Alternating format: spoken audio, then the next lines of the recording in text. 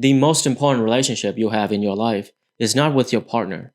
It is the relationship with yourself. If you have a bad relationship with your partner, you can always leave, but you're stuck with yourself 24/7. If you have a negative relationship with yourself and your mind is constantly filled with negative self-thoughts and you're always putting yourself down, that is way worse. Life is hard enough, and the last thing you want to be is your own enemy. But self-esteem is not given. You can't just manifest it out of thin air. Some people might argue that self-esteem is entirely intrinsic. It doesn't matter what other people think of you, as long as you're happy with yourself. Although I can understand this point of view, I'm not too sure as to how far you can take this approach. I agree that generally speaking, we tend to care too much about what other people think of us, and we should strive to have psychological independence. But I don't think we can be entirely self-referential and just completely ignore the opinions of others. I believe that true self-esteem is based on real accomplishments, and there must be a limit on self-validation because we're not meant to be in isolation. Humans are social creatures. We evolved to be part of social groups. This is the reason why social media is so addictive, because it targets our biological instincts. We are programmed to pay attention to social feedback, and from this social feedback, we start to develop a sense of where we are in the social hierarchy, which ultimately determines our self-esteem. For example, if everybody around you is giving you praise, constantly telling you how amazing you are, chances are you're probably an amazing person, and that feels pretty damn good. On the other hand, if everybody is constantly criticizing you, nobody wants to talk to you, nobody wants to be around you, then chances are you're not that great of a person. That doesn't feel good, and you probably have low self-esteem. This is how social feedback influences our self-esteem. But there's one problem. Social feedback is not a perfect reflection of who you are.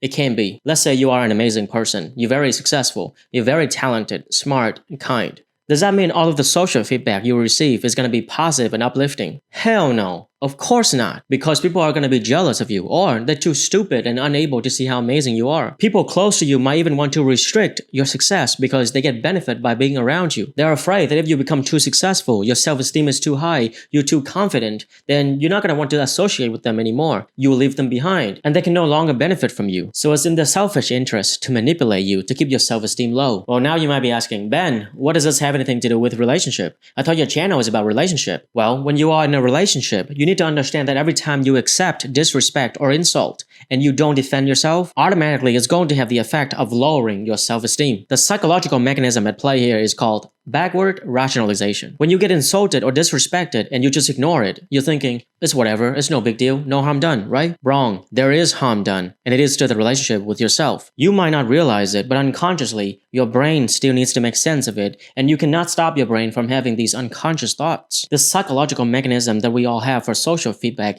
is too deeply ingrained in our biology to be ignored. It's like there's a voice inside your head that asks, what kind of a person would take an insult from their partner and not defend themselves? Well, a person who doesn't think they deserve to be treated with respect. Because if you had high self-esteem and you think you deserve to be treated with respect, then you would have said something. But you didn't, which means you don't think you deserve to be treated with respect. We see this all the time in abusive relationships. The abuser reduces the self-esteem of their victims by treating them worse and worse over time. It might start off really simple, like the eye roll or the backhanded compliment, but then it slowly turns into criticisms, insult, or verbal abuse, or even physical violence. The abuser keeps increasing the abusive behavior over time, and eventually, the victim is accepting behavior that they would never have accepted at the beginning of the relationship. But gradually, the self-esteem has been reduced to the point where they no longer feel like they deserve to be treated with respect, so they just accept the abuse. This is the dark side of backwards rationalization process. It can be used by the abuser to reduce your self-esteem, so you're more easily manipulated. A romantic relationship at its peak can be wonderful, but it can also be a total shit show. So it's better to be alone and single than to be in an abusive relationship. So if your partner is making subtle negative comments about you, you should stand up for yourself. If your partner is constantly nagging you, making you do things that you don't want to do, stand up for yourself. If they're flirting with other people and embarrassing you in public, stand up for yourself. Whatever it is, use it as an opportunity to set your boundaries and standards. It's very important that you clearly communicate the expectations on how you want to be treated. Because when you do this, backward rationalization is now working in your favor. What kind of a person does not tolerate disrespectful behavior from their partner?